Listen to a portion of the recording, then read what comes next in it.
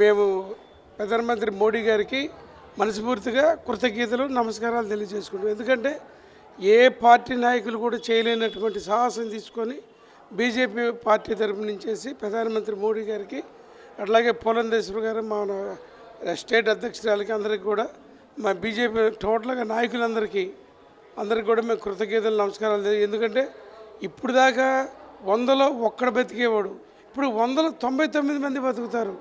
ఈ ఒక్కలాండ్ అంతా కూడా కొద్దిమంది కబ్జాదారులు, డబ్బు గల్లోడు, పలుకుబడినోడు హ్యాండ్ ఓవర్ చేసుకొని ఈ మిగతా పేదవాళ్ళందరికీ నోట్లో మట్టేశారు. పోనీ వాడు కనీసం ఈ పేదలకి కోట్లాది రూపాయలు ఆస్తులు ఉన్నాయి, భూములు ఉన్నాయి.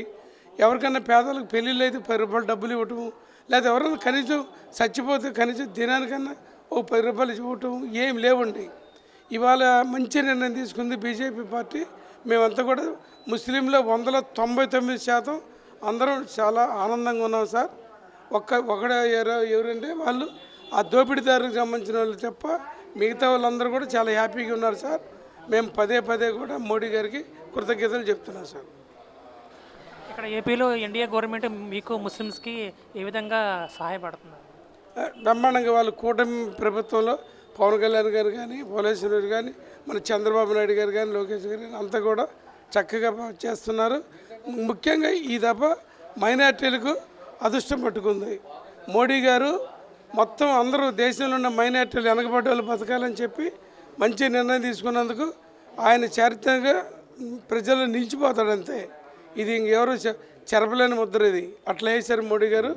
చాలామంది మేము ఇప్పుడు ఇది పాస్ అయిన పార్లమెంట్లో, రాజ్యసభలో పాస్ అయిన కాడి నుంచి పండగ వాతావరణం ఉంది సాయిబులలో.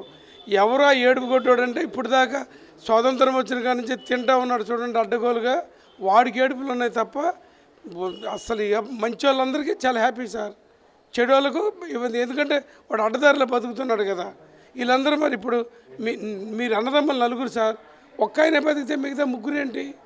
అట్లాగా అందరు తినాల్సింది వాడు తింటాడు. వాడు ఏడుతున్నాడు మోడీ గారి మీద కానీ బీజేపీ వాళ్ళ మీద.